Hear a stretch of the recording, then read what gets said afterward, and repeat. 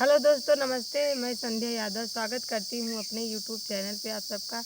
तो बहुत प्यारा सा गीत लेके आई हूँ, कैसा लगेगा कमेंट करके ज़रूर बताइएगा। बहुत अच्छा सा वीआईपी चुटकुला उठान गीत है, सोहर का उठान गीत। कैसा लगा कमेंट करके ज़रूर बताइएगा। बड़की अम्मा नगर पे बैठे बड़की जीजी पलंगे पे, बड़की अम्मा नगर पे बैठे बड़की जीजी पलंगे पे, जच्चा रानी सौरी में बैठे ननदिया आई ससुरे से,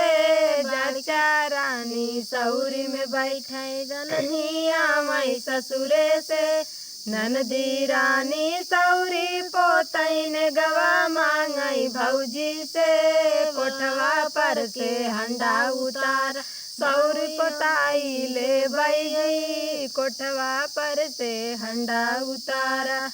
ननदी रानी सौरी पोतैन गवा मांगई भौजी से, कोठवा पर से हंडा उतारा, सौर पोताई ले बैजी, कोठवा पर से हंडा उतारा, हंडा में से काई छोड़ावा बड़का खोरत तो पाजी, सौरी में बैठी जज्जा रानी ननदी आई ससुरे से, सौरी में बैठी जच्चा रानी, बड़की अम्मा नगर पे बैठे बड़की जीजी पलंगे पे, जच्चा रानी सौरी में बैठे ननदी आई ससुरे से, जच्चा रानी सौरी में बैठे, दुअरे पर से वीरन बोलाई बहनी कौलैया मौजी, इस जिन जाना वीरन भैया बहनी छुचैया जी, इस जिन जाना वीरन भैया बहनी छुचैया जी, 1200 गुनगुना गोड़ारा 3200 के साड़ी जी, 1.25 लाख के चोला चैन बाई आई बहनी लैयाई जी, 1.25 लाख के चोला चैन बाई आई बहनी लैयाई जी, इस जिन जाना वीरन भैया बहनी छुच्छई जाई है जी, द्वारे पर के कुत्ता ले बई बगिया पर के बंदर जी, द्वारे पर के कुत्ता ले बई बगिया पर के बंदर जी, भरसिन में हम घेलवा ले बई सैया के चढ़न के घोड़वा जी, भैसिन में हम घेलवा ले बई सैया के चढ़न के घोड़वा जी, अपने नाम के चक कटवाऊ बई तब हम जाबई ससुरे जी, अपने नाम के चक हम कटवई तब हम जाबई ससुरे जी,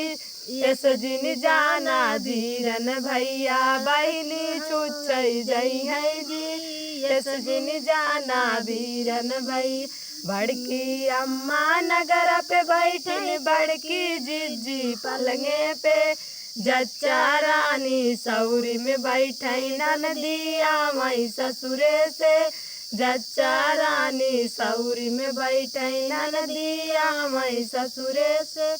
नैयर से सरपंच बोलाऊ भाई ससुरे से पटवारी जी, अपने नाम के चक कटवाऊ भाई नेक बाय नामा जी, अपने नाम के चक कटवाऊ भाई नेक बाय नामा जी, बड़की अम्मा पलंगे पे बैठी बड़की अम्मा नगर पे बैठी छोटकी जीजी पलंगे पे, जच्चा रानी सौरी में बैठे ननदी आई ससुरे से,